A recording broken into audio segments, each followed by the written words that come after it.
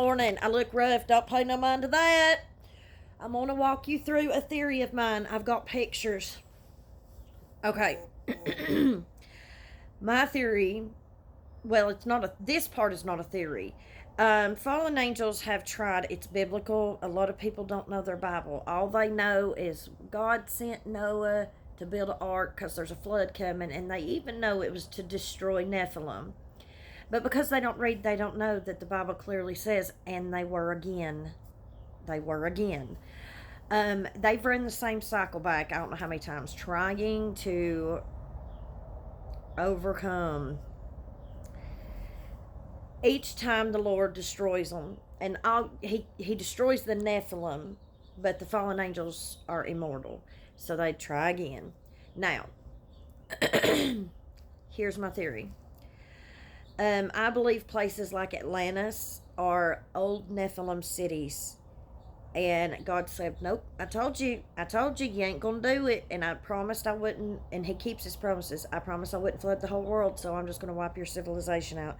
How many unbelievable technologically advanced civilizations have just been wiped from the face of the earth? Let's go to Easter Island. Where the theory is because of the building of the Easter Island heads that they done away with all the foliage, basically cut down all the trees, and in so doing it was their demise and they killed themselves off. Okay, how did they do it in the first place? Anyway, God destroys them. So here's what I'm gonna go with right here. Start in a weird place. Trump just posted this. Prime Minister, whatever, of Armenia, a great friend and leader, is making this country strong, wealthy, and very secure. Nico completely shares my vision of peace and prosperity for Armenia and the entire South Caucasus region. Our Secretary of State, Marco Rubio, just traveled to Armenia, where he advanced several important deals for both the countries. Soon, United States and Armenia will break ground together on the Trump route for international peace and prosperity.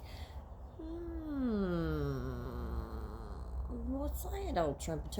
Anyway, so that gets me back over here. They are setting up a new city. You know how we get New Jerusalem? They're wanting a new city. They're trying to make a permanent city of their own too. Okay? And it always has something in common. First, I want you to see he's interested in Armenia. I mean, we've really been interested in Armenia lately. But that's where the mountains of Ararat are, where the Great Flood is said to have set down Noah's Ark on. So, water again, by the way. So, this is important, and not only that, but it's where civilization started again when you repopulated humanity. It's the start of civilization, Armenia.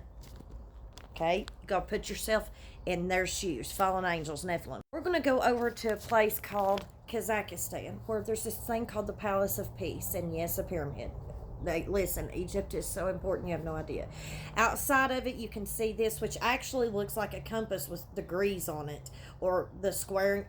It looks like, you got this. It's just really strange. These countries are going to host tribulation activities for the Nephilim, okay? They always have the same characteristics: pyramids, the same numbers, all-seeing eyes, and their city. Okay, now look at this pyramid right here. This is a diagram of this actual pyramid of peace. It's literally like a pyramid from Giza with the tombs that descend. Don't forget, Aleister Crowley spent his honeymoon in the pyramids of Giza and did a ritual. We just had first ever unprecedented boxing match with guys dressed as Roman gladiators in front of the pyramids of Giza. Look at your money. It's important. Check Masons, Illuminati. It carries through. They really want to show off the things they like. Now, you're seeing the culmination of something. This is where I think the next Nephilim cities are going to be. I think this city is being built. If you think North Korea is tight, you don't know nothing yet. Let me tell you about Turkmenistan. I'm convinced this is being built for Nephilims to live in. You've got a lot of weird buildings. is really interested in stars. It even has things that look like daggum portals and all kinds of stuff. Everything is white and gold. And you see, if you think back, you see that carried out in all of their cities. Atlantis, Rome, white and gold. Even Washington, white and gold. Everything's, they like a certain thing.